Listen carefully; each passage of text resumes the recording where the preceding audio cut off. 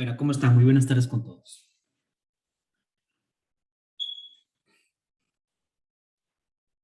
Bueno, bienvenidos a esta nueva clase, 19 de agosto del 2021. Vamos a continuar con la clase que estábamos viendo el día de ayer, que corresponde a la cadena transportadora de electrones. Bueno, el día de ayer ya vimos específicamente cómo está estructurada la cadena transportadora de electrones, cómo cada uno de los complejos que forman esta cadena, pues obviamente también van a estar formadas por diferentes unidades proteicas que van a permitir el transporte de los electrones a través de los complejos y entre complejos. ¿Ya? Aquí decíamos que los equivalentes reductores que provienen del ciclo de Krebs, pues obviamente van a utilizar diferentes complejos. Es así que el NDHQ, el NDH, por ejemplo, que proviene del ciclo de Krebs, pues también va a utilizar los complejos 1, va a utilizar los complejos 3 y va a utilizar el complejo 4. Mientras tanto que el FDH, que proviene de, de sustratos con potenciales redox más positivos, como esta reacción, esta reacción en la cual el succinato se transforma en fumarato, formándose FDH2, utiliza el complejo 2, el complejo 3 y el complejo 4. ¿Ya? Y la importancia de esta cadena transportadora de electrones es que estos complejos van a actuar como bomba de protones, y eso es lo que va a causar una diferencial de potencial entre, al uno y al otro lado de la membrana interna de la mitocondria. Ese diferencial de potencial es lo que permite, por ejemplo, generar ATP, ¿ya? Porque estos protones de nuevo regresan a la matriz mitocondrial, y es lo que permite el funcionamiento de la ATP sintasa. La porción F0 es la que actúa como un rotor y permite, por ejemplo, que el ADP se una con fósforo inorgánico y forme el ATP mediante el mecanismo de unión que se denomina el proceso para formar ATP. ¿Ya? Y según los estimados, pues por cada 4 protones que pasan a través de la ATP sintasa, se genera una molécula de ATP. Entonces nosotros decíamos que por cada mol de NDH se van a generar aproximadamente 2.5 mol de ATP, y por cada mol de FADH, por ejemplo, se va a generar 1.5 mol de ATP. Esto por cada medio oxígeno que se utiliza para formar agua. ¿Ya? Para formar agua. ¿Ya? Y este es el sitio que principalmente se va a producir energía, la fábrica prácticamente de la energía, la cadena transportadora de electrones y fosforilación oxidativa. Y la velocidad con cual se genera energía, pues obviamente va a depender de qué, va a depender del diferencial de potencial electroquímico, de la transferencia de protones al espacio interno. De eso va a depender específicamente la velocidad con que se va a producir ATP. ¿Ya? Pero van a existir otros lugares en la célula donde igualmente se genera la molécula de ATP. El único sitio donde se puede fosforilar el ADP, adenosindifosfato, es la mitocondria. Pero van a haber ciertas reacciones o reacciones exergónicas, reacciones con una elevada cantidad de energía, ¿no? Que permiten fosforilar, por ejemplo, una molécula de ADP en el citoplasma celular. O también en otra ruta metabólica, como que sucede, por ejemplo, en el interior de la mitocondria. Es así que también nosotros ya revisamos que en la glucólisis, por ejemplo, se va a producir también se van a producir 2 moléculas de ATP. Y en el ciclo de Krebs igualmente se va a producir una molécula de ATP. Pero específicamente el ciclo de Krebs, perdón, la cadena transportadora de electrones y fosforilación oxidativa es la fábrica. Es la fábrica específicamente de ATP dentro de nuestras células. ¿Ya? Como ya lo vimos anteriormente, por el transporte de estos electrones a través de esta cadena, ¿ya? Y por acción específicamente de la ATP sintasa, que se denomina el proceso de fosforilación oxidativa. Los procesos en los cuales se forma ATP, por ejemplo, en el citoplasma celular o también en la matriz mitocondrial, se denominan fosforilación a nivel de sustrato, ¿ya? Se denomina fosforilación a nivel de sustrato, ¿ya? Ahora,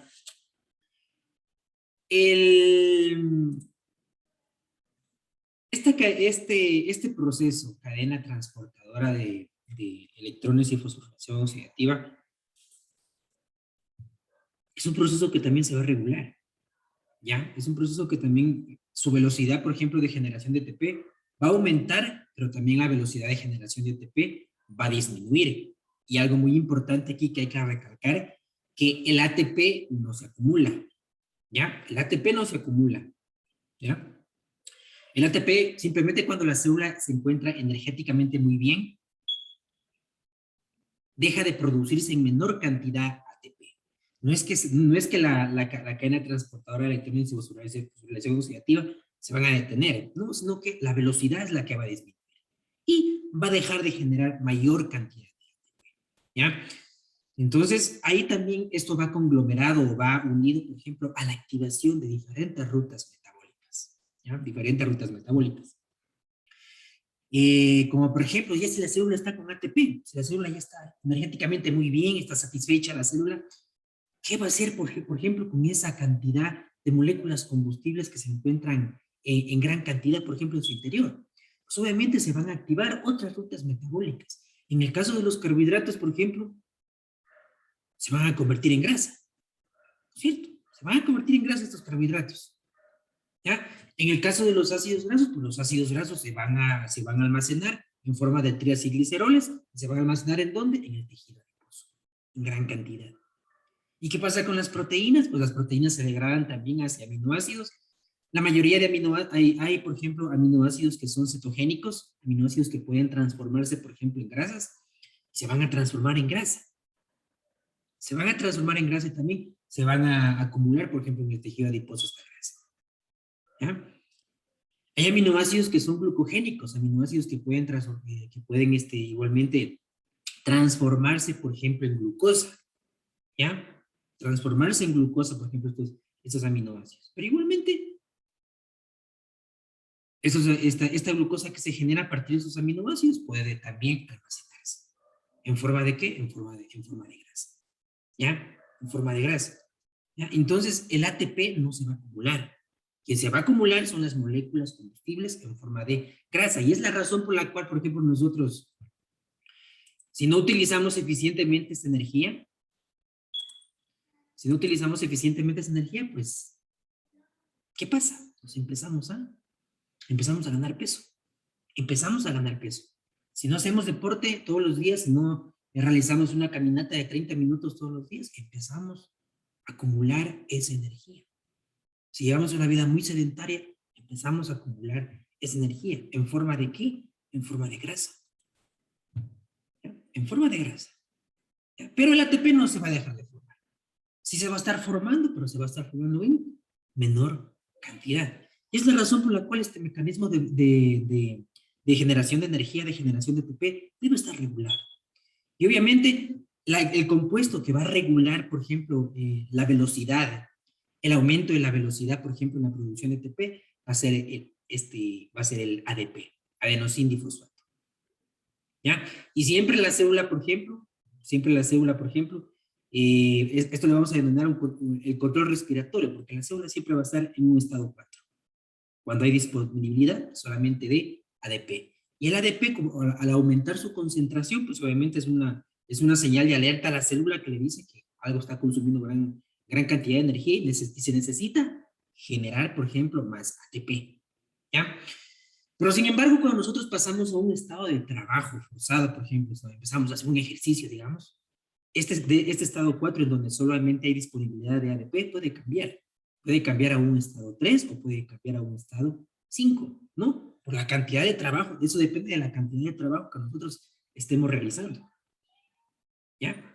Por la cantidad de trabajo que nosotros estemos realizando.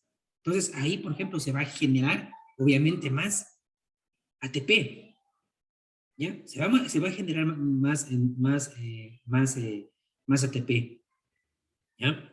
¿Por qué? Porque se está necesitando, se está realizando un trabajo y por lo tanto se va a necesitar mayor cantidad de energía, que incluso la cadena transportadora de electrones y fosforilación oxidativa puede llegar a un estado, por ejemplo, de saturación, ¿ya? En donde las concentraciones de ADP van a aumentar considerablemente, ¿ya? Y el ADP también se va a empezar a desfosforilar. ¿Y qué va a generar? va a generar AMP. ¿Ya? ¿Y qué decíamos del AMP? El AMP ya va a actuar como un efector alostérico positivo de otras vías metabólicas, ¿no? De otras vías metabólicas. ¿Para qué? Para activar vías metabólicas oxidativas que generen más energía. Y por lo tanto, ahí ustedes pueden ver cómo se controla, cómo se está regulando, por ejemplo, la cantidad de ATP. Cuando estamos en un estado de reposo y cuando estamos en un estado de trabajo. En un estado de reposo, por ejemplo, solo hay disponibilidad de ADP. Y en un estado de trabajo, por ejemplo, va a haber un aumento de la concentración de ADP, de AMP, por ejemplo, adenosín monofosfato, e igualmente una disponibilidad solamente de oxígeno. Porque para realizar un trabajo, ¿no es cierto? Necesitamos, ¿qué? Grandes cantidades de oxígeno. Porque el oxígeno es necesario ¿para qué? Para generar ATP. Por eso van a cambiar las condiciones y por eso se van a regular prácticamente estos dos procesos metabólicos. Cadena transportadora de electrones y fosforilación oxidativa. La fosforilación oxidativa va a depender ¿de qué? Va a depender de la cadena transportadora de electrones. Entonces, estos dos procesos, la cadena respiratoria y fosforilación oxidativa, siempre van a estar acoplados. No puede funcionar el uno sin el otro. No puede funcionar. Siempre van a estar acoplados. Es decir, si se detiene la cadena transportadora de electrones, se va a detener la fosforilación oxidativa. Si se detiene la fosforilación oxidativa, igualmente se va a detener la cadena transportadora de electrones. ¿Ya? Porque si no hay un diferencia, si no se provoca una diferencia de potencial electroquímico en el espacio intermembrana, la ATP sintasa no va a funcionar. Y no se va a generar ATP. ¿Ya? No se va a generar ATP. Entonces, es la razón por la cual los procesos oxidativos, todos los procesos oxidativos, las vías metabólicas, ciclo de Krebs, cadena transportadora de electrones, por ejemplo, se dan por pasos de una forma eficiente y de una forma controlada. Porque si fuera descontrolado todo esto, si todas las rutas metabólicas estuvieran activas, esto fuera un caos y fuera inviable con la vida. No hubiera vida. Entonces, esto debe ser una forma por pasos. ¿Por qué por pasos? Porque obviamente pudimos apreciar en la cadena transportadora de electrones, ¿no? Que el transporte de los electrones se va a dar por pasos. No es que se da de las olas, sino que se da por pasos para poder generar energía. ¿Ya? De una forma eficiente y obviamente controlada. ¿Ya? De una forma controlada. Porque estos procesos igualmente van a estar regulados. ¿Ya? Los procesos de fosforilación y desfosforilación también van a regular la, la formación de ATP. ¿Ya? Los procesos de fosforilación y desfosforilación también van a regular los procesos de la formación de ATP. ¿Ya? Y eso se lo puede apreciar, por ejemplo, en la diabetes tipo 2. En la diabetes tipo 2, por ejemplo, disminuye la producción de ATP. ¿Cuándo? Se fosforila, por ejemplo, la subida beta de la ATP sintasa. Entonces, cuando hay insulina, cuando se secreta insulina, por ejemplo, se produce una desfosforilación. Y al producirse una desfosforilación de la ATP sintasa, ¿no es cierto? Empieza a generar ATP. Es una otra forma, por ejemplo, de regular este mecanismo de formación de la moneda energética de la célula. ¿Ya? Y aquí hay energía, por ejemplo, que no se capta como una energía libre y para realizar el trabajo, como la energía libre de Gibbs, se va a desprender como calor. Se va a desprender como calor en diferentes procesos químicos. ¿Ya? Y eso nos va a ayudar a qué? Nos va a ayudar a mantener nuestra temperatura corporal. ¿Ya? Es energía que no se capta como energía libre de Gibbs, necesaria para poder realizar un trabajo. ¿Ya? Se libera como calor, pero que es muy necesaria ¿para qué? Para poder mantener nuestro calor corporal, para que nuestras enzimas a 37 grados centígrados puedan actuar eficientemente, para que las reacciones químicas a 37 grados centígrados puedan, por ejemplo, también realizarse a una temperatura determinada, ¿no? Para eso va a servir esa energía que no se capta como energía útil, como energía libre de Gibbs para poder realizar el trabajo. ¿Ok? Se desprende como energía. Y vamos a ver una forma, aquí vamos a hablar, por ejemplo, de las proteínas desacoplantes también, que es una forma, por ejemplo, de generar calor en nuestro cuerpo. ¿Ya? De generar calor en nuestro cuerpo.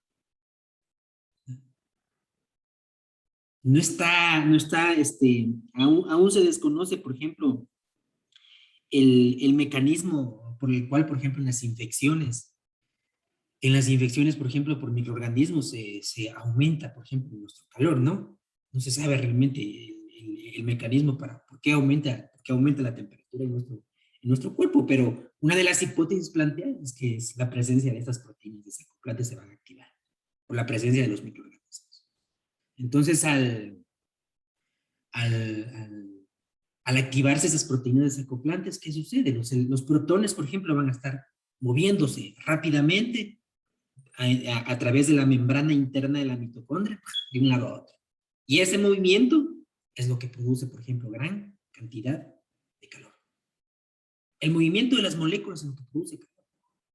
Es por eso vemos, por ejemplo, un claro ejemplo de generación de calor para que ustedes se den cuenta de que el movimiento se genera calor en microondas.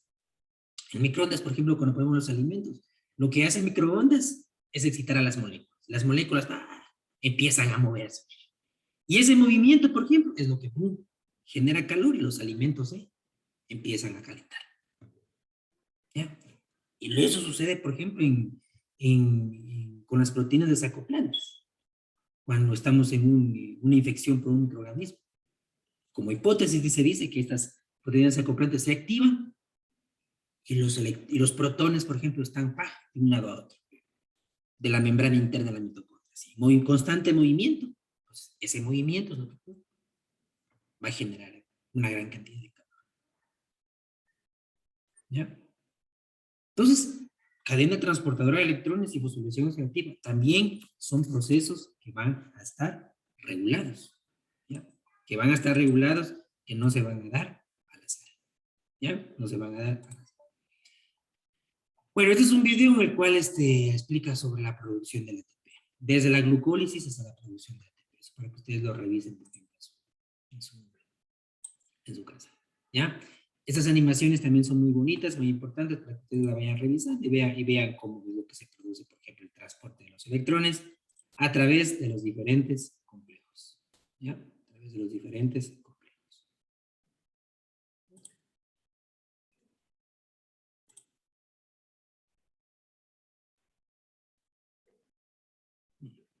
Dos electrones, dos protones, medio oxígeno, y se forma una molécula de agua. ¿Y qué se produce aquí? En el espacio intermembrana se está produciendo una diferencial de potencial electroquímico. La matriz mitocondrial está perdiendo cargas positivas y nuevamente va a tener una pequeña carga negativa. Y eso es lo que permite que de nuevo los protones pasen a través de la ATP sintasa. Pasen a través de la ATP sintasa.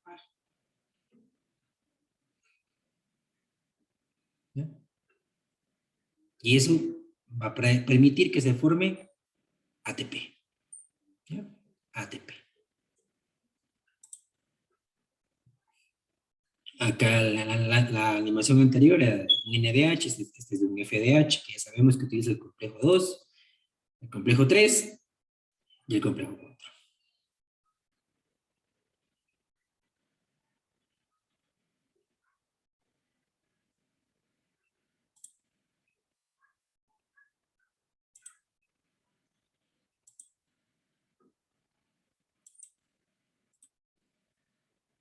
¿Ya? Ahora ustedes se preguntarán cómo se estudió esto. ¿Cómo se estudió esto? ¿Cómo pudieron llegar, por ejemplo, a esta conclusión que realmente existe, por ejemplo, esta cadena transportadora de electrones? Existe, por ejemplo, la, la fosforilación oxidativa, existe la ATP sintasa. Pues obviamente esto lo descubrieron por la utilización de diferentes venenos que van a inhibir, por ejemplo, la cadena respiratoria. Venenos que se van a unir exclusivamente a complejos específicos, como por ejemplo el cianuro. El cianuro es un veneno que va a inhibir la cadena respiratoria. ¿Por qué? Porque se va a unir específicamente al complejo 4, a la citocromo oxidasa, a la citocromo C oxidasa. Ahí se va a unir específicamente. Y eso es lo que evita, por ejemplo, que los electrones, los electrones pasen a la molécula del oxígeno y por lo tanto no se va a formar, por ejemplo, ATP. ¿Ya? No se va a formar ATP.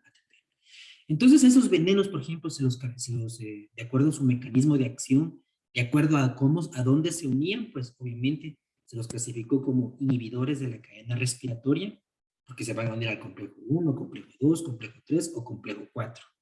¿Ya? Inhibidores de la fosforilación oxidativa, porque se van a unir específicamente a la ATP sintasa. ¿Ya? Y los desacopladores de la fosforilación oxidativa, que son venenos que van a desacoplar.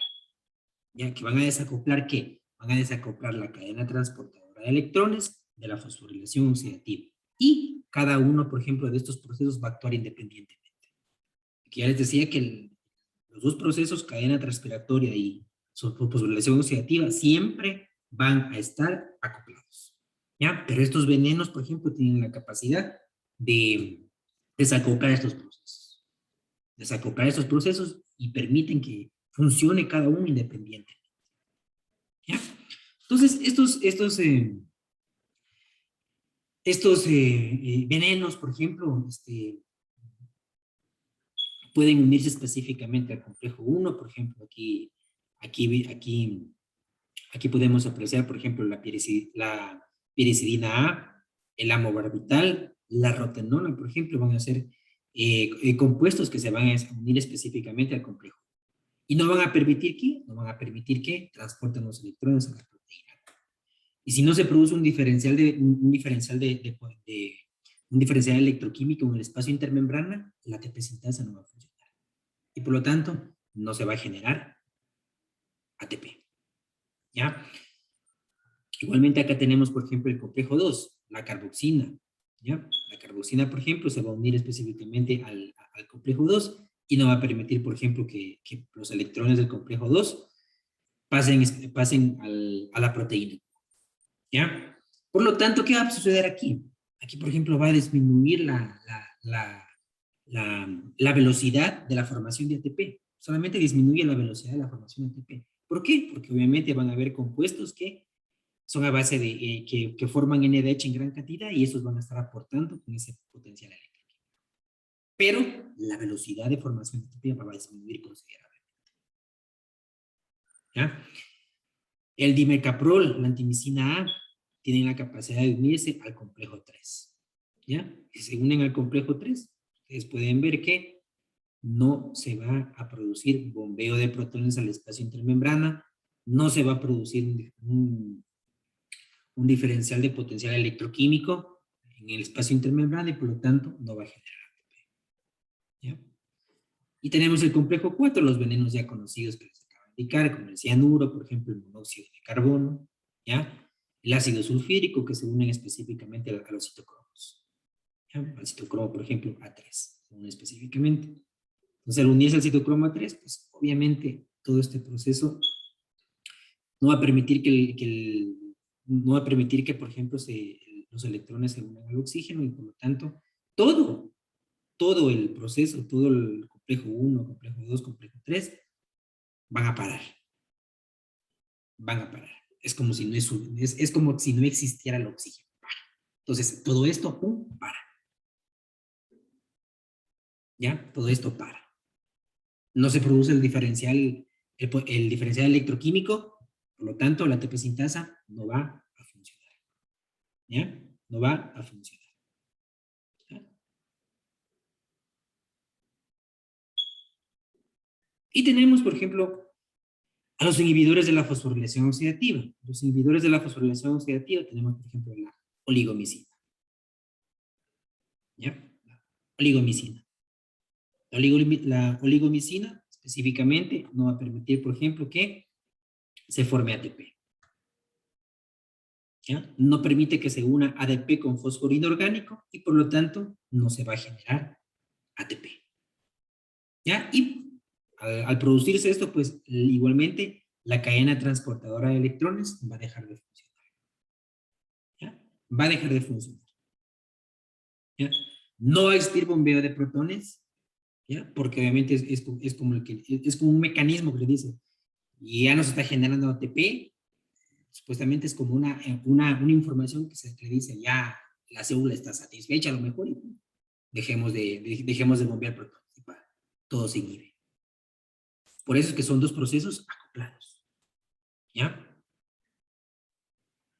El atractilócido, por ejemplo, no va a actuar, por ejemplo, en la ATP sintasa, no va a actuar en complejo 1, complejo 2, complejo 3 o complejo 4. El atractilócido, por ejemplo, actúa específicamente aquí en el transportador de ADP. El transportador de ADP en la membrana interna de la mitocondria. Entonces, por ejemplo, por ejemplo, si no hay ADP, ¿cierto? Si no hay ADP en la matriz mitocondrial, no se va a generar ATP. Y por lo tanto, ¿cierto? Por lo tanto, aquí todo el proceso se va a inhibir. La cadena transportadora de electrones y fosforilación oxidativa.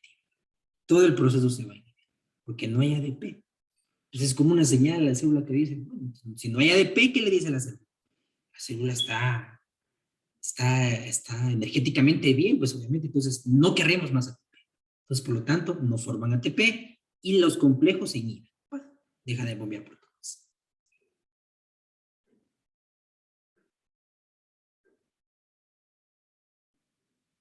Y tenemos a los desacopladores. Los desacopladores, por ejemplo. Los desacopladores que van a desacoplar, van a permitir, por ejemplo, que la cadena transportadora de electrones y la fosforilación oxidativa funcionen independientemente. Pero principalmente los desacopladores, ¿dónde van a actuar? Van a actuar aquí en los complejos. En el complejo 1, en el complejo 3, en el complejo 4. ¿Por qué? ¿Qué van a hacer los desacopladores? Los desacopladores lo que van a hacer es, van a permitir aumentar la permeabilidad, ¿ya? De los complejos 1, 3 y 4 a los protones. ¿Ya? Aumentan la permeabilidad a los protones.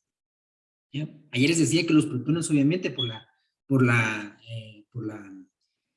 el glucocálix celular, ¿no?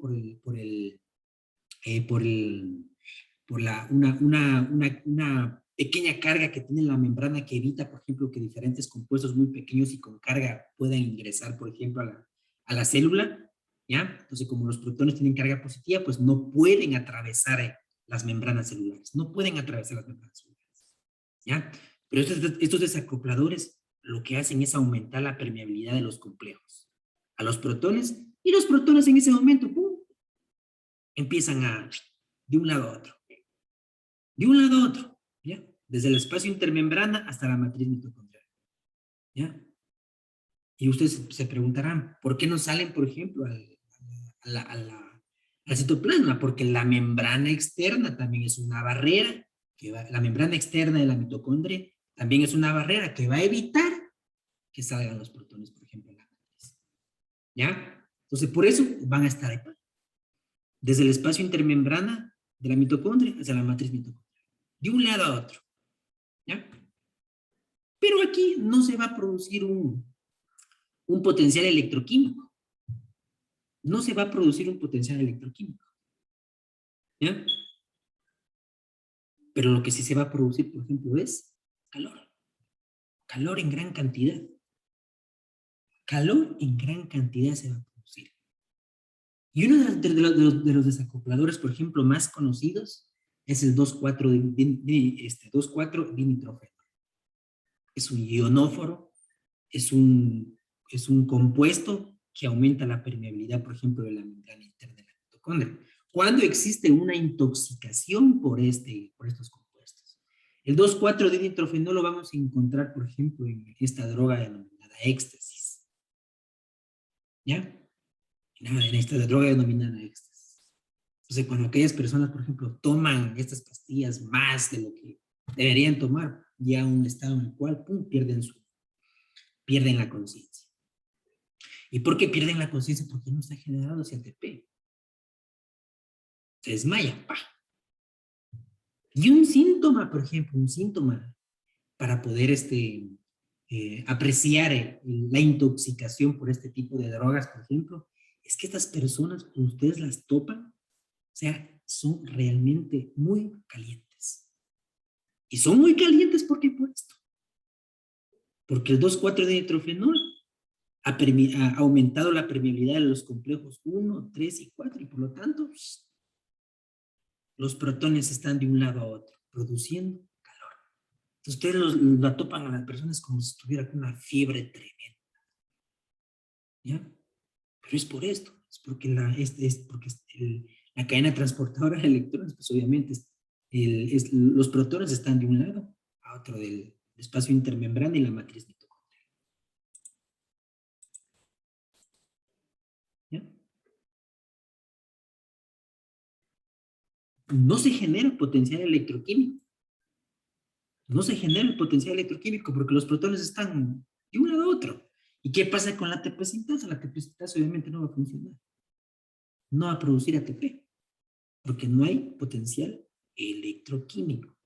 Entonces, en este caso, por ejemplo, miren cómo está funcionando independientemente la cadena transportadora de electrones. Pero la ATP sintasa no está generando ATP. No está generando ATP. Por eso se denomina desacopladoras. ¿Ya? En condiciones normales, en condiciones biológicas, por ejemplo, normales en nuestro cuerpo, nosotros como seres humanos, tenemos unas proteínas que se denominan las UCP, las Uncoupling Protein, o las proteínas desacoplantes. ¿Ya? Las proteínas desacoplantes. Que van a existir de 5 clases. Las UCP1, 2, 3, 4 y 5. Son proteínas que se encuentran en la membrana. Ellas en cualquier momento se pueden activar. O sea, realmente no se sabe cuál es el mecanismo de estas proteínas desacoplantes, pero se cree que gran parte del metabolismo basal, por ejemplo, se debe principalmente a estas proteínas. ¿Ya? Una de las mejores conocidas, por ejemplo, es la UCP1. UCP1, o también conocida como termogenina, que se encuentra, por ejemplo, en el tejido adiposo pardo, en los recién nacidos, en los lactantes. Pero que luego con la edad, este tejido pardo, por ejemplo, es indetectable ya. Es indetectable. Solamente en ciertos animales, en ciertos mamíferos, obviamente podemos encontrar, cuando los animales hibernan, por ejemplo, podemos encontrar este tejido adiposo pardo. O adiposo marrón también, conocido. ¿Ya? Entonces, eso, por ejemplo, lo que permite esta UCP1, por ejemplo, es generar calor. ¿Ya? Durante, por ejemplo, periodos de estrés por frío, por ejemplo. ¿Ya? Entonces, generan calor, pero no generan ATP. Generan calor, pero no generan ATP. ¿Ya? Y el genoma humano, por ejemplo, hay estudios que han permitido, por ejemplo, detectar, aparte del UCP1, que está exclusivamente en el tejido adiposo marrón, en los lactantes, también tenemos la UCP2, UCP3, UCP4 y UCP5. UCP2, por ejemplo, la proteína desacoplante 2, es ubicua. Es una proteína desacoplante que se encuentra en todas las células de nuestro cuerpo. Todas las células de nuestro cuerpo. La UCP3 se va a encontrar específicamente en el tejido muscular. Y la UCP4 y 5 se van a encontrar en el tejido nervioso. ¿Ya? En el tejido nervioso. No se conocen las funciones fisiológicas de estas proteínas, pero se están estudiando prácticamente para conocer mejor cómo es la relación, por ejemplo, de estas proteínas desacoplantes en diferentes enfermedades como la obesidad, la diabetes, por ejemplo, el cáncer, ¿ya? Las enfermedades de la tiroides igualmente, y también el envejecimiento, ¿ya? La relación que existen de estas proteínas desacoplantes con este tipo de enfermedades, ¿ya? Por ejemplo, hay indicios de que La obesidad, ¿ya? La obesidad, por ejemplo, induce la síntesis de las proteínas desacoplantes tipo 2 en las células beta del páncreas, ¿ya? Entonces, ¿esto qué va a generar, por ejemplo, en las células beta del páncreas si hay una activación de las UCP2? Va a provocar que no se genere ATP y por lo tanto no va a secretarse insulina. No va a secretarse insulina, produciendo obviamente lo que es la diabetes mellitus tipo 2. Entonces, esos estudios están realizados también, o sea, cuál es la relación de estas proteínas con, el, con, el, con la aparición de estas enfermedades. ¿Ya? Hay estudios en ratas, sí, por ejemplo, que en las hormonas tiroides, por ejemplo, la T3, la, la, la T2 están relacionadas con la activación, por ejemplo, de las UCP3, por ejemplo, las UCP2, ¿ya? Las UCP3, por ejemplo, que se encuentran en el tejido muscular.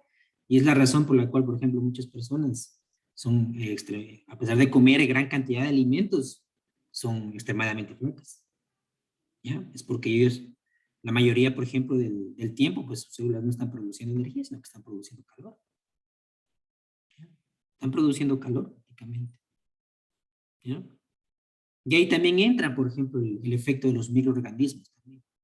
Cuando nosotros estamos en una infección bacteriana, vírica, por ejemplo, porque aumenta la temperatura en nuestro cuerpo. Entonces ahí también hay una hipótesis que relaciona la activación, por ejemplo, de estas proteínas, de estas UCPs, estas proteínas desacoplantes. ¿Ya? Pero el mecanismo real de el mecanismo real, por ejemplo, de por qué se genera el aumento de la temperatura por las infecciones, realmente aún no se lo conoce. Pero esto sí sería un mecanismo por el cual, por ejemplo, aumenta la temperatura más allá de los 37 grados centígrados en nuestro cuerpo. ¿Ya? Entonces, ahí estaría, por ejemplo, la respuesta para que muchas personas, por ejemplo, permanecen delgadas a pesar de que comen demasiado. A pesar de que se comen demasiado, por ejemplo, son relativamente delgadas. Hay algunas personas que envidian, por ejemplo, ese metabolismo, por ejemplo, de esas personas. A lo mejor están expresando una UCP específica y obviamente están manteniendo, por ejemplo,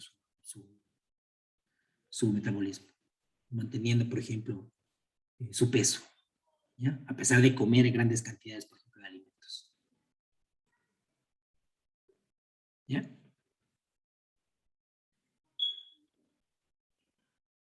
Entonces, prácticamente de esa forma, por ejemplo, está regulado la producción de ATP en nuestro cuerpo. Aumento o disminución de la velocidad de formación de ATP. ¿Ya? Aumento o disminución de la velocidad de formación de ATP generado por la diferencia de potencial electroquímico, ¿ya? En el espacio intermedio. ¿Ya? Y ahora cuando empezábamos a hablar sobre la membrana, la anatomía, por ejemplo, de la mitocondria, veamos que la membrana externa de la mitocondria era una membrana casi permeable para la mayoría de compuestos, y la membrana interna de la mitocondria era selectiva. Solamente ciertos compuestos, por ejemplo, pueden ingresar a través de la membrana interna de la mitocondria. ¿Ya? Y obviamente, aquí en la membrana interna de la mitocondria vamos a encontrar transportadores específicos, transportadores de intercambio, ¿ya? Que van a permitir únicamente transportar ciertas sustancias, como por ejemplo el transportador de malato, el transportador de piruvato, por ejemplo, el transportador de fosfatos. ¿Ya? Tenemos, por ejemplo, el transportador de citrato, en el cual, por ejemplo, entra citrato y sale malato. Es un intercambio que se produce. El transportador de malato, entra malato, por ejemplo, ¿ya? Sale fosfato. El transportador de alfa-cetoglutarato, entra alfa-cetoglutarato, sale malato. ¿Ya? Y el transportador de ADP, en el cual obviamente va a ingresar ADP y va a salir ATP. ¿Ya? Ese ATP sale obviamente ¿dónde? Al citoplasma celular. El ATP que se genera en la fosforilación oxidativa va a salir, por ejemplo, al citoplasma y se va a ubicar en todas las regiones del citoplasma celular, ¿ya? Para que sea utilizado, obviamente, en diferentes procesos químicos o procesos fisiológicos que la célula cumple en un tiempo determinado de su vida, ¿ya?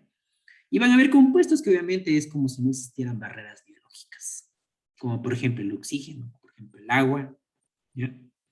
El CO2, los cuerpos cetónicos, por ejemplo, ¿ya? Los ácidos monocarboxílicos o cuerpos cetónicos, ¿ya? El acetocetato, el beta-hidroxibutirato, ¿no? Son cuerpos cetónicos que van a atravesar sin ningún problema, por ejemplo, la membrana interna de la mitocondria, ¿ya? Pues como si no existiera barrera biológica, ¿ya? Por eso es que esta membrana, por ejemplo, es súper selectiva, ¿ya? Solamente ustedes ven que ciertos compuestos van a poder ingresar. Obviamente también va a poder ingresar NADH. NADH. NADH que se produce ¿dónde? En el citoplasma celular, ¿ya? Porque el NADH, por ejemplo, no solamente se va a producir en la matriz mitocondrial en el ciclo de Krebs, también NADH se va a producir en el citoplasma celular. Y obviamente, ¿cómo se va a transportar ese NADH? Pues obviamente va a utilizar cada uno, por ejemplo, de estos intercambiadores, ¿ya? Cada uno de estos intercambiadores para poder transportar, por ejemplo, este NADH que se produce en el citoplasma celular, ¿ya? Y aquí podemos ver, por ejemplo, el transportador de fosfato, el transportador, obviamente, de ADP, ¿ya? Entonces, fosfato, pues obviamente, fósforo inorgánico debe haber, fósforo inorgánico debe haber en la matriz mitocondrial. ¿Para qué? Para que se pueda formar ATP. Debe haber en la matriz mitocondrial ADP también en gran cantidad. El ADP es el que se une con el fósforo inorgánico, el ATP sintasa mediante el mecanismo de unión, ¿ya? Es lo que pasan, por ejemplo, los protones, pasan los protones, mediante el mecanismo de unión, se forma ATP, ¿ya? Y este ATP, obviamente, va a salir de la mitocondria, pero con un intercambiador de ADP. O sea, sale ATP, entra ADP, ¿ya? Y de esa forma, constantemente, por ejemplo, está ingresando ADP y está saliendo ATP. Constantemente, mediante este intercambiador de ADP. Ahora, ¿cómo se transportan, por ejemplo, los equivalentes reductores que se forman en el citoplasma celular? ¿Ya? Aquí, por ejemplo, estos equivalentes reductores que se forman en el citoplasma van a utilizar transbordadores. Y principalmente en nuestro cuerpo, en nuestras células, van a utilizarse dos tipos de transbordadores. El transbordador de glicerofosfato y el transbordador de malato, ¿ya? El NDPH que se forma específicamente, por ejemplo, en el citoplasma celular en gran cantidad, pues también también debe pasar, por ejemplo, a través de la mitocondria, ¿ya? A través de la membrana interna de la mitocondria. Y el NADPH utiliza una transhidrogenasa translocadora de protones que permite transportar el NADPH, ¿ya? El NADH utiliza el transbordador de glicerofosfato y el transbordador de malato. Y obviamente estos transbordadores van a ser específicos de célula. Por ejemplo, el transbordador de glicerofosfato se va a encontrar principalmente en las células nerviosas y se va a encontrar principalmente en las células del músculo blanco. Ahí se va a encontrar ese transbordador de glicerofosfato. Mientras que el transbordador de malato se va a encontrar en las demás células que contienen mitocondrias, obviamente. Ya que los eritrocitos no tienen mitocondrias, ¿no? Pero el resto de nuestras células siempre van a utilizar el transbordador de malato, ¿no? Y ustedes pueden ver algo, por ejemplo, el transbordador de glicerofosfato, ¿no? Es el transbordador de glicerofosfato, en el cual este NADH que se ha producido en una reacción química en el citoplasma celular, ¿ya? ¿A quién cede sus electrones? Cede, por ejemplo, sus protones, ¿a quién? Al fosfato de dihidroxiacetona. Fosfato de dihidroxiacetona que proviene ¿de dónde? Proviene de la glucólisis, ¿ya? A este compuesto le cede. ¿Para formar qué? Para formar el glicerol 3-fosfato. Pero obviamente, siempre en toda reacción química, como ya les decía, debe existir la presencia de enzima. ¿Ya? Aquí tenemos la glicerol 3-fosfato deshidrogenasa citosólica, que es la que permite transportar los protones y electrones del NADH reducido hacia el fosfato de dihidroxiacetona para formar glicerol 3-fosfato. ¿Ya? Miren como de nuevo el NAD se oxida. Y este es reutilizado ¿para qué? Para de nuevo, por ejemplo, irse por ahí a recoger más protones, más electrones. ¿Ya? Y vuelve por acá. Se transforma en glicerol 3-fosfato. ¿Ya? Este glicerol 3-fosfato, ¿qué va a pasar? Este glicerol 3-fosfato, pues obviamente va a atravesar la membrana externa de la mitocondria. Atraviesa la membrana externa de la mitocondria. Y en el espacio intermembrana, ¿ya? Este glicerol 3-fosfato se va a oxidar. Igualmente por acción de la glicerol 3-fosfato deshidrogenasa mitocondrial, pero en este caso. ¿Ya? Y el glicerol 3-fosfato, miren cómo se oxida y se transforma en fosfato de dihidroxiacetona. Fosfato de dihidroxiacetona. ¿Ya? Aquí, por ejemplo, esta glicerol 3-fosfato deshidrogenasa mitocondrial va a estar unida a la membrana interna de la cadena transportadora de electrones. ¿Ya? Va a estar unida. ¿Y va a depender de qué? Va a depender de una flavoproteína. ¿Cuál es esta flavoproteína? La flavin adenin en nucleótido, que se encuentra oxidada. Y al recibir los electrones y protones, se reduce. Se transforma en FADH2. ¿Ya? FADH2, que directamente le entrega los protones, le entrega los electrones ¿a quién? Le entrega directamente a la proteína Q de la cadena transportadora de electrones. ¿Ya? Porque este sistema, por ejemplo, esta glicerol 3-fosfato deshidrogenasa, no está unido al complejo 2 de la cadena transportadora de electrones. No está unido. Entonces, por eso, directamente le entrega la proteína. ¿Ya? La proteína Q para, mediante el ciclo Q, entregarle, por ejemplo, el complejo 3. Y luego forman, ¿qué? Luego forman energía. ¿Ya? Es el transbordador de glicerofosfato. ¿Ya? Y tenemos el transbordador de malato. Transbordador de malato que igualmente va a utilizar dos intercambiadores. Dos intercambiadores. Ya los vimos. Ya que están acá. Son transportadores específicos de la membrana interna de la mitocondria. ¿Ya? La membrana interna de la mitocondria. Malato, alfa-cetoglutarato. Los transbordadores, esos intercambiadores va a utilizarlos, por ejemplo, el transbordador de malato. Lo que va a pasar, pues, igualmente aquí, NADH que se produce en las reacciones químicas del citoplasma celular, ¿ya? Entrega sus electrones y protones ¿a quién? Al oxaloacetato. ¿A través de qué enzima? A través de la malato deshidrogenasa, ¿ya? Y el oxaloacetato cuando recibe sus electrones, los protones, recibe los hidrógenos del NADH, se transforma en malato, ¿ya? Se transforma en malato y el NADH se oxida hacia NAD, ¿ya? NAD. Luego el malato, pues como atraviesa la membrana externa de la mitocondria, ¿ya? Y en la membrana interna, miren cómo tiene un transportador específico, en donde va a entrar malato, pero va a salir alfa-cetoglutarato. Entra malato, sale alfa-cetoglutarato. ¿Ya? Entonces aquí el malato ya ingresa a la mitocondria, a la matriz mitocondrial, y de nuevo por la malato deshidrogenasa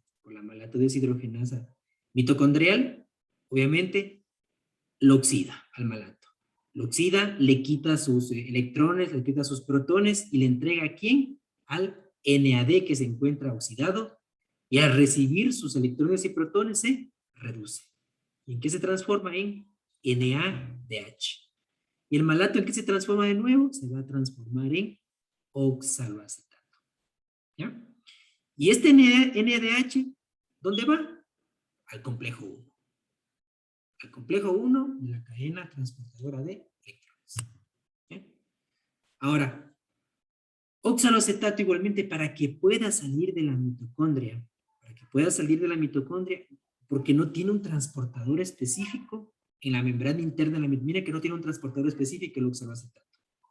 Este oxaloacetato obviamente se debe transformar en alfa-cetoglutarato. Alfa-cetoglutarato.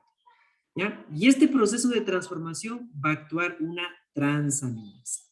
¿Ya? Una transaminasa. En donde, por ejemplo, la transaminasa lo que hace es coger, por ejemplo, el grupo amino, por ejemplo, del glutamato, lo coge y lo transporta al oxaloacetato. ¿Ya? Lo transporta al oxaloacetato y este oxaloacetato se va a transformar en aspartato. Mientras tanto que el glutamato, como ha perdido su grupo amino, se va a transformar en alfa-cetoglutarato. ¿Ya? Y entonces en este momento, este alfa-cetoglutarato sí puede salir obviamente de la membrana interna, puede salir de la mitocondria. ¿Por qué? Existe un intercambiador. Entonces, entra malato, sale alfa-cetoglutarato. ¿Ya? Alfa-cetoglutarato. Entonces, una vez que tenemos alfa-cetoglutarato, por ejemplo, ya en el citosol, en el citoplasma celular, igualmente el alfa-cetoglutarato debe convertirse en oxaloacetato. Y en este proceso también va a actuar otra transaminasa citoplasmática. ¿Ya? Otra transaminasa citoplasmática. ¿Ya? Y aquí obviamente se va a necesitar de ¿qué? Se va a necesitar de aspartato. Va a necesitar de aspartato.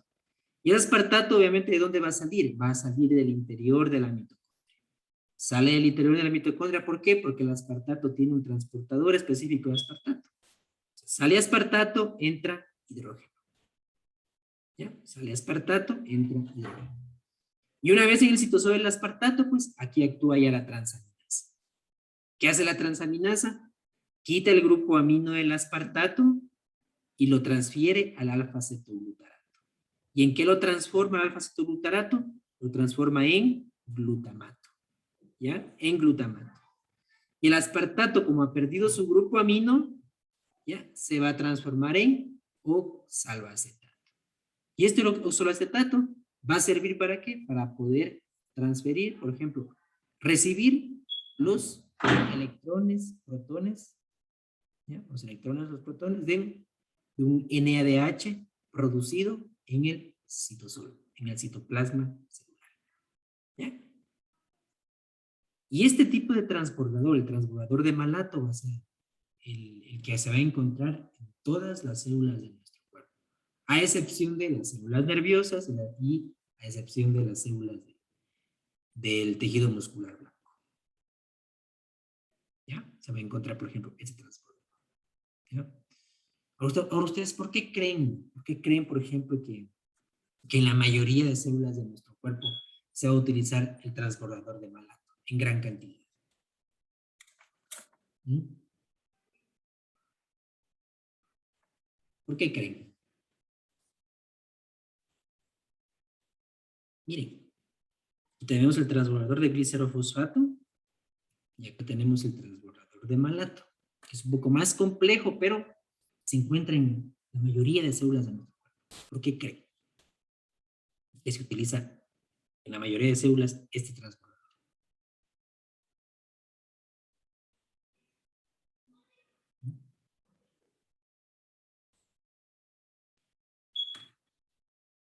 Revisen, vean bien sus productos, vean bien vean bien lo que ya hablamos.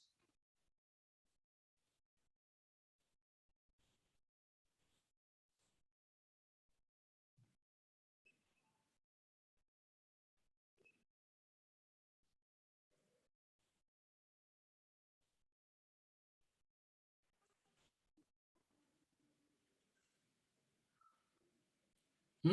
¿Por qué creen ustedes? ¿Ah?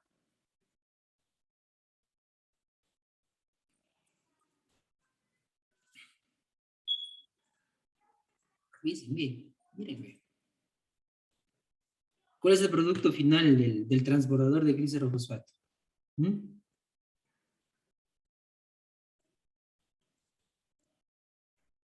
¿Cuál es el producto final? FADH2. ¿Ya? ¿Y cuál es el producto final del transbordador de malato? NADH Eso. más H. ¿Ya? ¿Por qué? Porque el NADH más H produce mayor energía. Exactamente. Por la que el NADH produce una mayor cantidad de energía. Y energéticamente, pues obviamente a la célula le interesa ganar más energía. Por eso, a partir del NADH, ¿cuántos ATP se formaba? 2.5. Y por eso es que la mayoría de células de nuestro cuerpo utiliza el transbordador de malato. ¿Ya? De malato.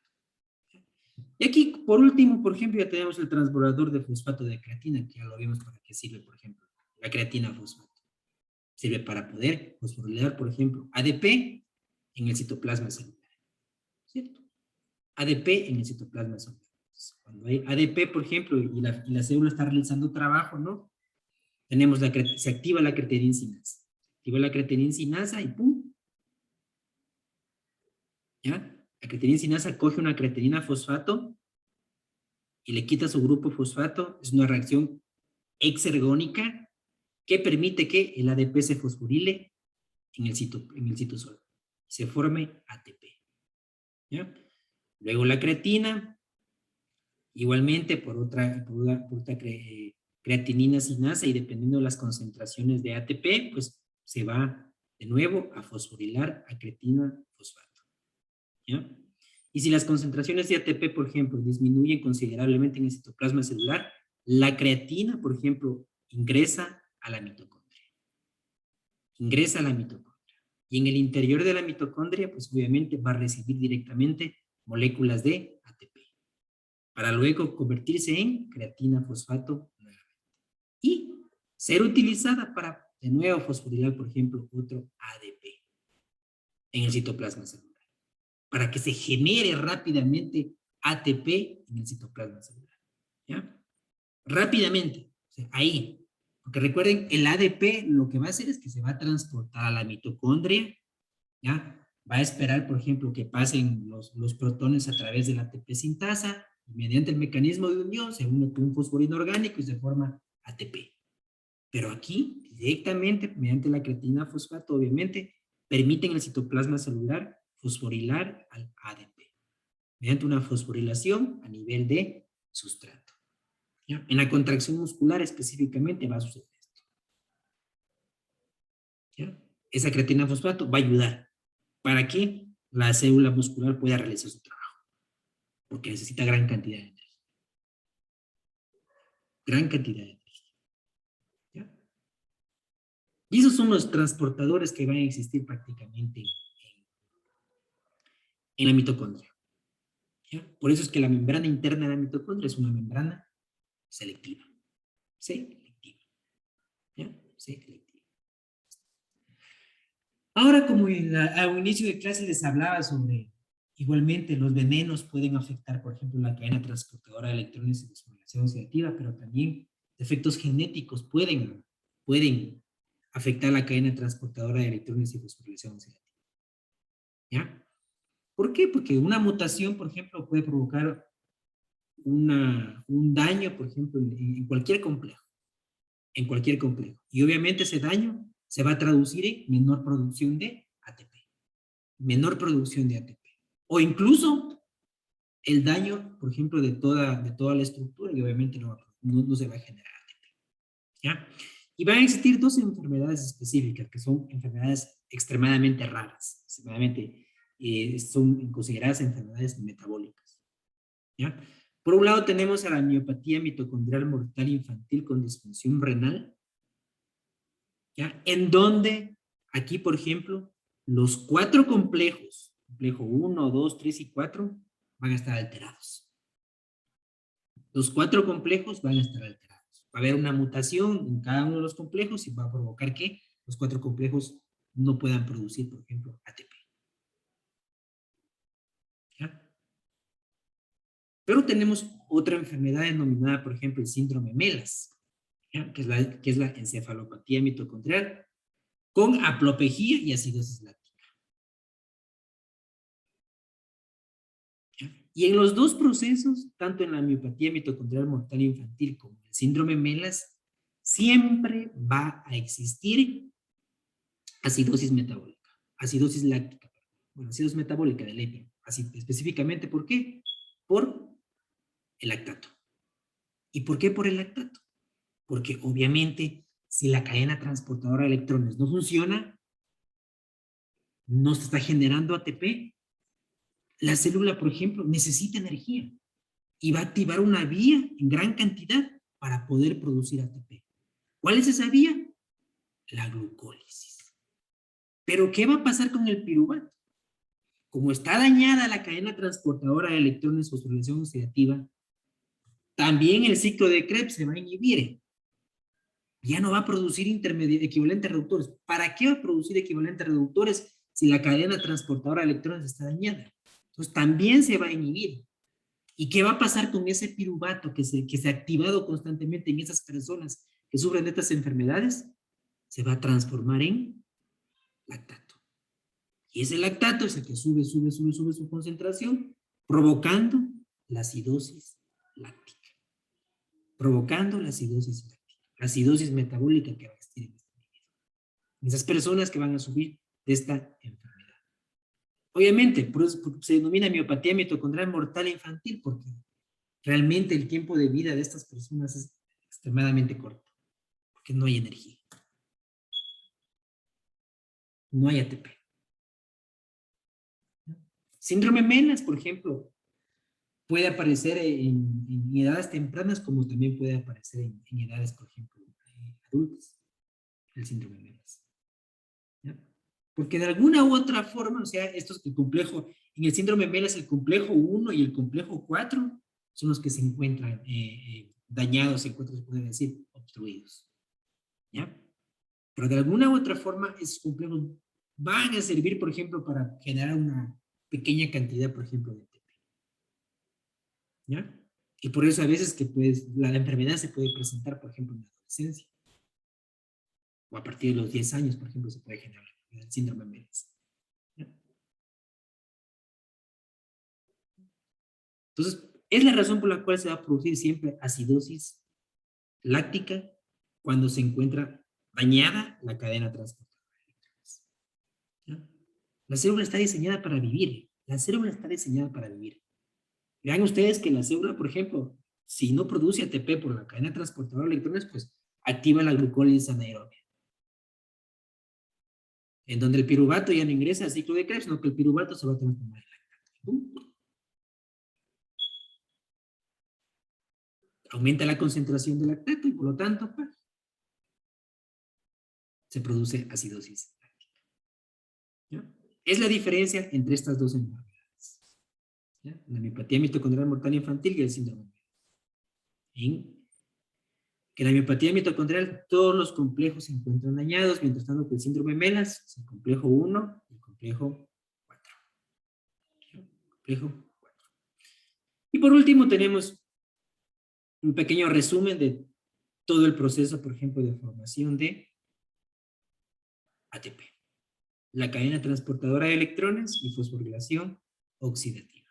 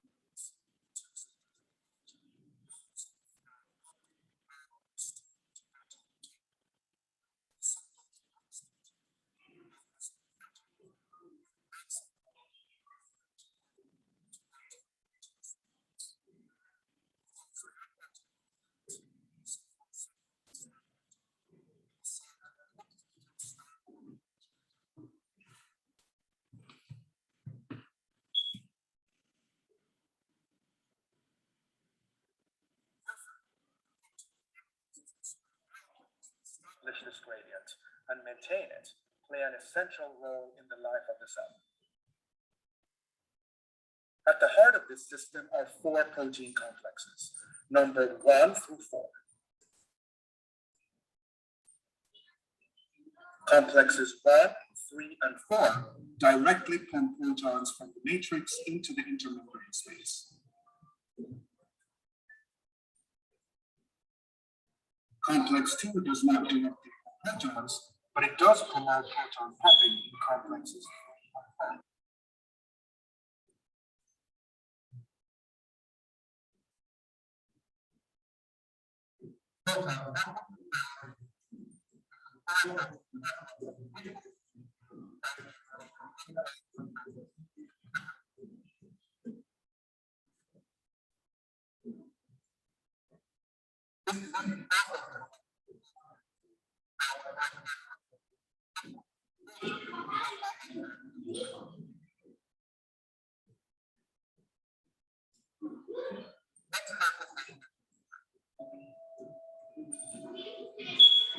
A byproduct of sugar metabolism called NADH deposits 2 high-energy electrons in complex 1, where they are passed along a chain of redox centers.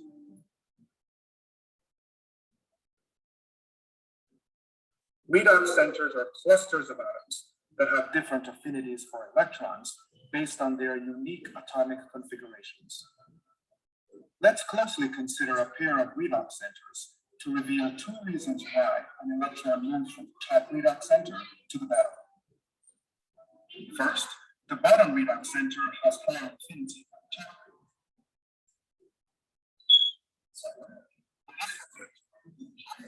Centers is ideal for protein.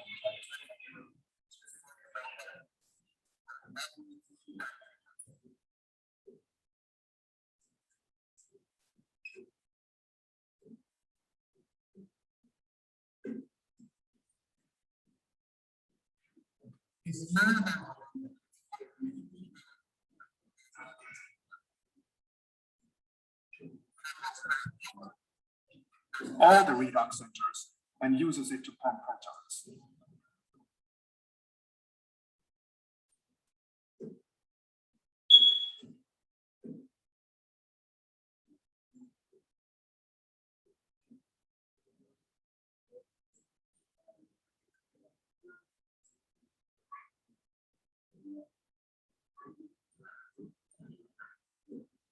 During complex 1 donates 2 electrons to the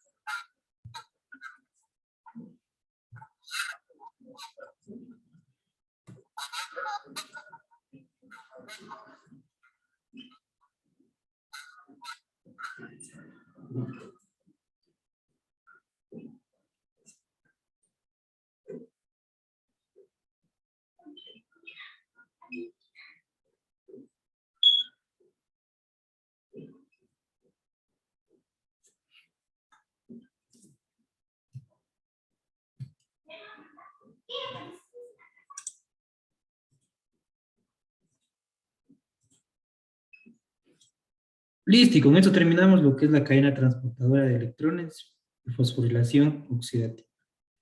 ¿Ya? ¿Preguntas?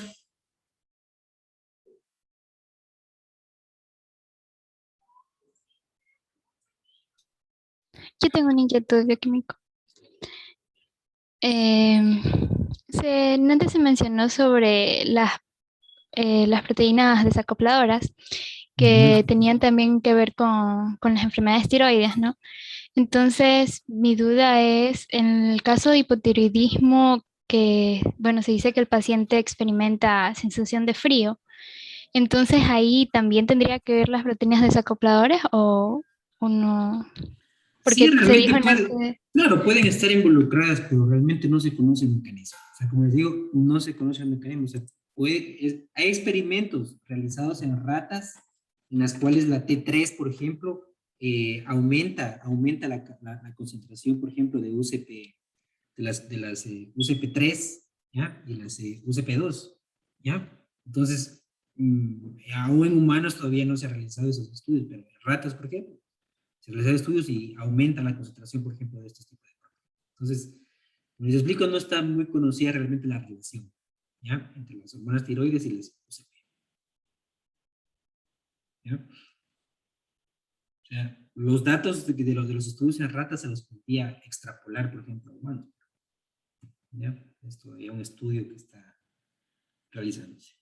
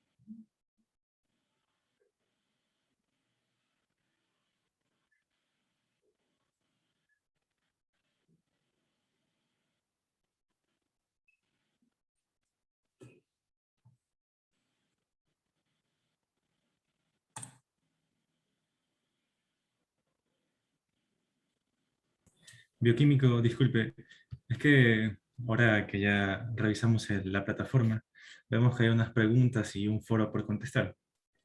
Dentro de las preguntas hay una pregunta que ya se cerró.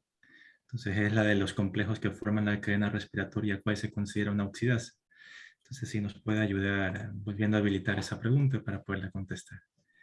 Y, y además de eso, si de pronto nos podría facilitar una extensión del tiempo para la contestación del foro. No, ya si ahorita van a tener el tiempo suficiente para poder contestar. Ya, con eso terminamos clase y ustedes tienen. Ah, ya. Ujú. Bacán. Gracias, Bioquímica.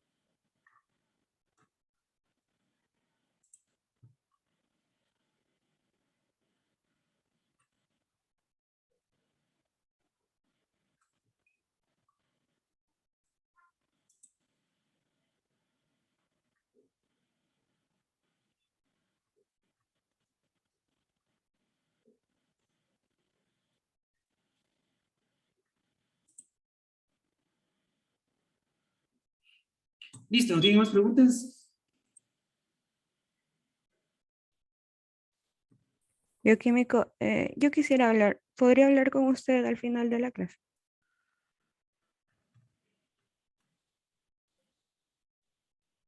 Ya, si no hay más preguntas, pues nos quedamos con su compañero. Ya, hasta luego.